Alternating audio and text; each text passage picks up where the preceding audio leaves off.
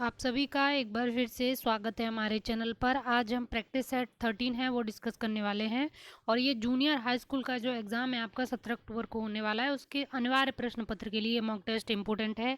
और ये साथ ही डीएसएसबी में जो 100 प्रश्न का एक पेपर होता है जो सभी के लिए सामान्य होता है, उसके लिए भी ये प्रैक्टिस सेट है इंपॉर्टेंट है। तो चलिए वीडियो शुरू करते हैं। आज का पहला प्रश्न है, निम्नलिखित में से कौन सा जानवर बिना पानी पिए सबसे लंबी अवधि तक रह सकता है? तो ये राइट आंसर इसका हो जाएगा ऑप्शन डी, कंगारू चूहा। ये आपका पीसीएस का रिपीटेड प्रश्न है, पीसीएस में पूछा हुआ सवाल है। नेक्स्ट है, डाचीगाम राष्ट्रीय उद्यान निम्नलिखित में से किससे संबंधित है? तो ये डाचीगाम राष्ट्रीय उद्यान है, ये किससे संबंधित है?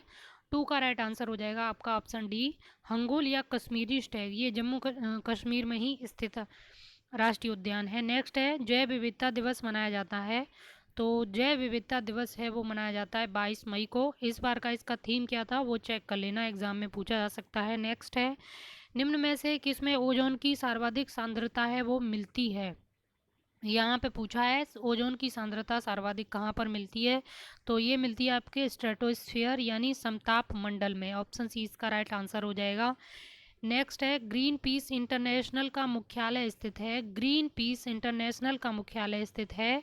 5 का राइट आंसर हो जाएगा एम्स्टर्डम। एम्स्टर्डम में ग्रीन पीस इंटरनेशनल का मुख्यालय वो स्थित है। एम्स्टर्डम क्या है? तो ये नीदरलैंड में स्थित एक शहर है। नेक्स्ट है, शिक्षा मंत्रालय को मानव संसाधन विकास मंत्रालय नाम कब दिया गया था? यानी कि अभी शिक्षा मंत्रालय किया गया है, पहले मानव संसाधन विकास मंत्रालय था, लेकिन उससे पहले भी शिक्षा मंत्रालय नाम था।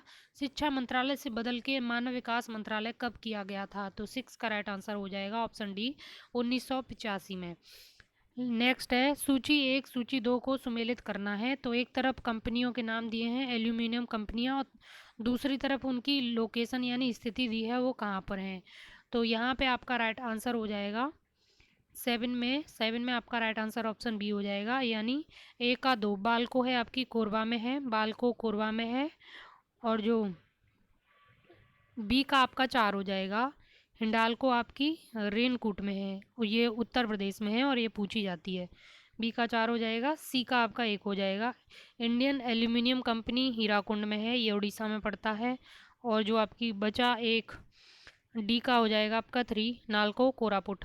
तो इस तरह ऑप्शन बी इसमें राइट आंसर है। नेक्स्ट है, निम्न में से कौन सा भारत में स्थापित प्रथम राष्ट्रीय उद्यान है? तो भारत में प्रथम नेशनल पार्क कौन सा था? 8 का राइट आंसर हो जाएगा ऑप्शन बी, जिम कॉर्बेट राष्ट्रीय उद्यान। जिम कॉर्बेट राष्ट्रीय उद्यान है, ये आपका उत्तराखंड में स्थित है और ये पहला टाइगर रिजर्व भी था। नेक्स्ट है, भारतीय पर्यटन के स्वर्ण त्रिभुज में सम्मिलित किए जाते हैं। तो स्वर्ण त्रिभुज में जो शहर सम्मिलित होते हैं उनमें है आगरा, दिल्ली और जयपुर। 9 का राइट आंसर आपका ऑप्शन ए हो जाएगा। ये स्वर्णिम त्रिभुज है वो बनाते हैं पर्यटन के क्षेत्र में। तो आगरा, दिल्ली, जयपुर, ये रिपीटेड सवाल है पीसीएस का। नेक्स्ट है, भारत के पश्चिमी तटीय मैदान के उत्तरी भाग को जिस अन्य नाम से भी जाना जाता है वह है? तो भारत का जो पश्चिमी तटीय मैदान है उसका उत्तरी भाग पूछा है यहाँ पर, जैसे कि ये भाग है आपका, ये नीचे का प्रायद्वीपीय भारत का पार्ट है और पश्चिमी तटीय मैदान यानी ये वाला तट मैदान है, इसका जो ये वाला पार्ट आपको बताना है इसका क्या नाम है। तो 10 का आपका राइट आंसर ऑप्शन सी हो जाएगा, कोंकण, ऑप्शन सी। नेक्स्ट है, जिस रूप से पौधे नाइट्रोजन प्राप्त करते हैं वह है? तो पौधे जो नाइट्रोजन प्राप्त करते हैं वो नाइट्रेट के रूप में प्राप्त करते हैं। ऑप्शन बी इसका राइट आंसर हो जाएगा, नाइट्रेट। नेक्स्ट है, बायोगैस संयंत्र से निष्कासित निम्नलिखित में से कौन सी गैस ईंधन के रूप में उपयोग में आती है? तो ये ईंधन के रूप में प्रयोग आती है, option C, methane. Methane right answer है इसका। नेक्स्ट है, निम्नलिखित तापमापियों में से किसे पायरोमीटर कहा जाता है? तो ये कहा जाता है, 13 का राइट आंसर ऑप्शन बी हो जाएगा।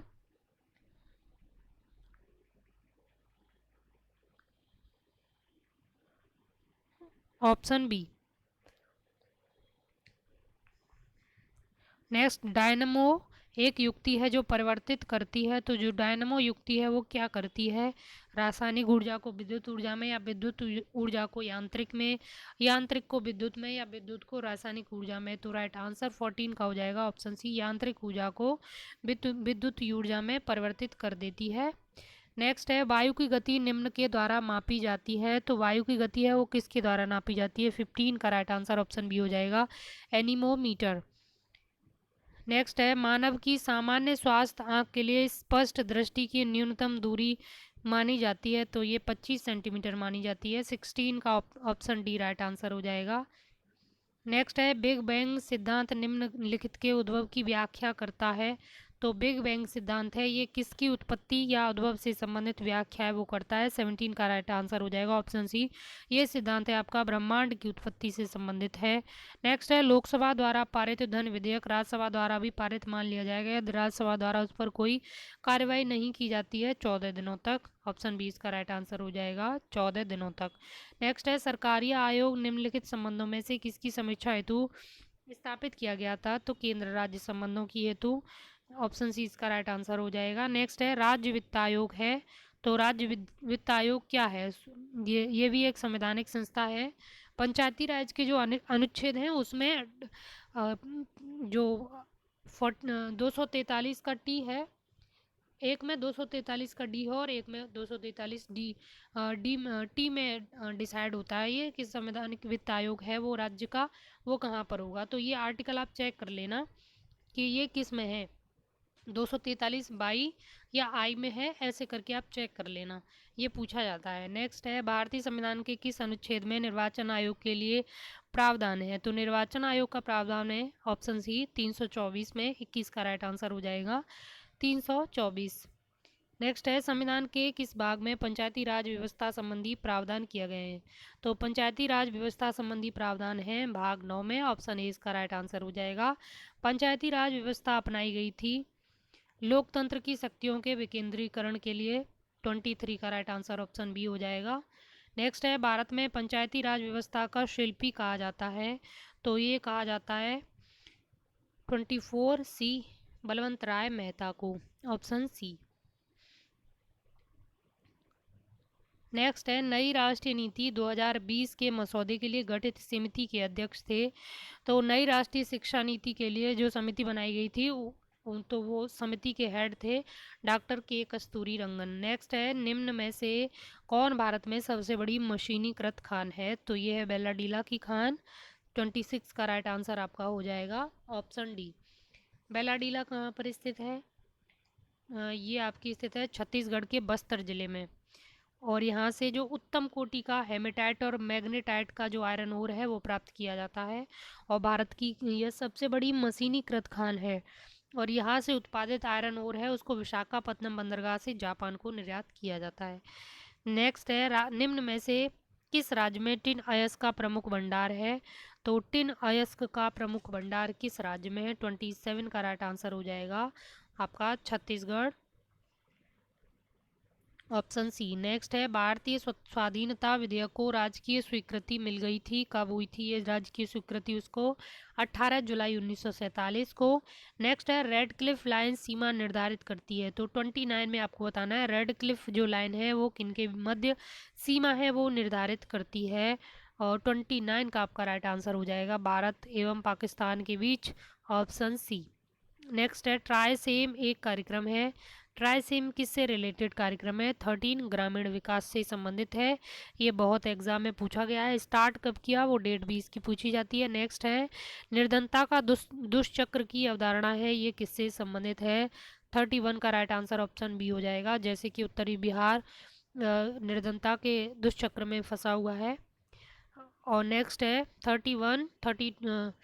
32 में सूची 1 को सूची 2 के साथ सुमेलित करना है।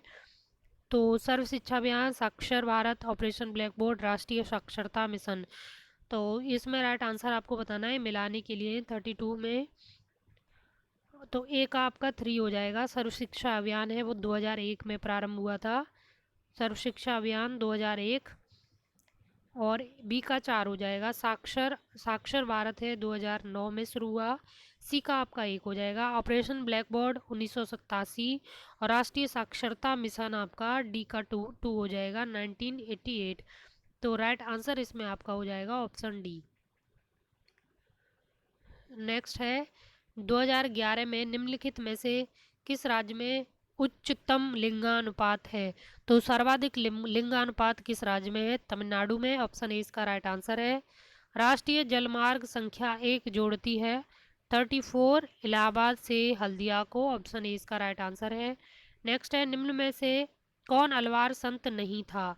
तो इनमें से जो अलवार संत नहीं है वो कौन नहीं था? अलवार संत कौन थे? तो अलवार संत है ये वैष्णव वैष्णव संत थे। 35 में आपको राइट आंसर मिलेगा तिरुज्ञान। तिरुज्ञान है ये, अलवार संत हैं वो नहीं थे। बाकी जो पोगई, पूडम और तिरुमंगई है ये अलवार संत हैं। नेक्स्ट है, गौतम बुद्ध द्वारा अपने धर्म में दीक्षित किया जाने वाला अंतिम व्यक्ति निम्नलिखित में से कौन था? 36 में आपका राइट आंसर हो जाएगा ऑप्शन डी सुबुद्ध। ये अंतिम व्यक्ति था जिन्होंने अपने धर्म में शिक्षित किया था अपने समय में। नेक्स्ट है, दिसंबर 2020 में राज्य सरकार की निर्देशिका तक डिजिटल पहुंच सुनिश्चित करने के लिए मोबाइल ऐप डिजिनेस्ट का प्रारंभ किस राज्य सरकार द्वारा किया गया है? 37 पंजाब। ये कई एग्जाम में पूछा है, हो सकता है पूछ लिया जाए। नेक्स्ट है, म्यांमार ने कौन सी भारतीय पनडुब्बी को अपनी नौसेना में शामिल किया है? तो इनमें से कौन सी पनडुब्बी है जिसे भारतीय नौसेना में हाल ही में शामिल किया गया है? IANS सिंधुवीर इसको शामिल किया गया है। नेक्स्ट है, इंडियन कोस्ट गार्ड ने maritime search and rescue operation में सहयोग के लिए 7 एशियाई देशों के साथ समझौता ज्ञापन पर हस्ताक्षर किए हैं।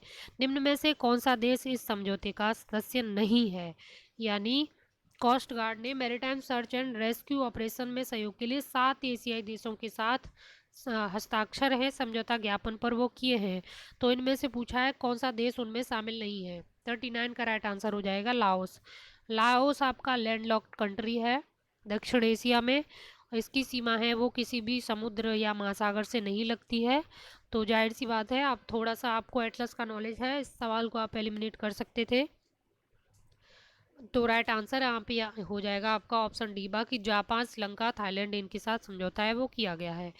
नेक्स्ट है, 19 जनवरी 2021 को प्रसिद्ध कैंसर विशेषज्ञ डॉक्टर वी शांता का निधन हो गया। इनसे संबंधित निम्नलिखित कथनों पर विचार कीजिए। 40 में आपका राइट आंसर डी हो जाएगा। ये सभी कथन सही हैं। इनको 2005 में रेमन मैग्सेसे अवार्ड से सम्मानित किया गया था और वर्ष 2016 में उन्हें पद्म विभूषण से भी सम्मानित किया गया। चेन्नई स्थित अडयार कैंसर संस्थान की वो अध्यक्ष थी। तो ये सभी कथन उनसे संबंधित बिल्कुल सही हैं। नेक्स्ट है, हाल ही में देश के पहले सड़क सुरक्षा माह का उद्घाटन वो कब किया गया था? 41 का आपका राइट आंसर हो जाएगा 18 जनवरी 2021। ये आपका 18 जनवरी 2021 से 18 फरवरी 2021 तक चला था, एक महीने के लिए। तो ये पूछा गया है अलग अलग एग्जाम में, तो इसकी डेट आपको पता होनी चाहिए। नेक्स्ट है, 15 जनवरी 2021 को किसने देश की पहली स्वदेश विकसित ड्राइवरलेस मेट्रो कार का अनावरण किया है? 42 का राइट आंसर हो जाएगा राजनाथ सिंह। ये कहाँ से कहाँ तक किया है? ये इसको आप गूगल पे सर्च करके ज़रूर देखना, ये कहाँ से कहाँ तक चलेगी, अगर इसका रूट निर्धारित हो चुका है तो। और ये कहाँ पर बन रही है ये भी आप देखना। 43 में आपका राइट आंसर हो जाएगा ऑप्शन ए। 43 का राइट आंसर आपका ऑप्शन ए हो जाएगा।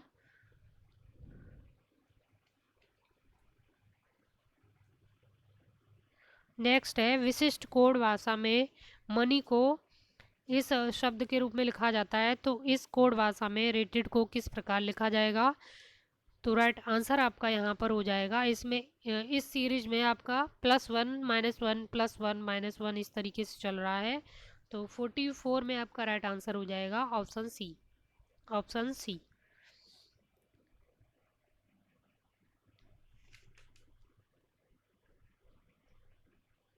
और ये सीरीज आपकी इस तरीके इधर से चल रही है, ठीक है, यहाँ पे ध्यान देना, इधर से नहीं उल्टा चल रही है।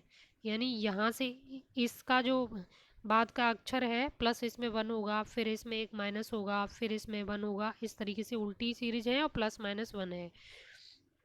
नेक्स्ट है, दिए गए विकल्पों में से किसे विषम अक्षर युग्म ज्ञात कीजिए। इनमें से विषम अक्षर युग्म है वो कौन सा है? 45 में आपका राइट आंसर ऑप्शन डी हो जाएगा। Option D.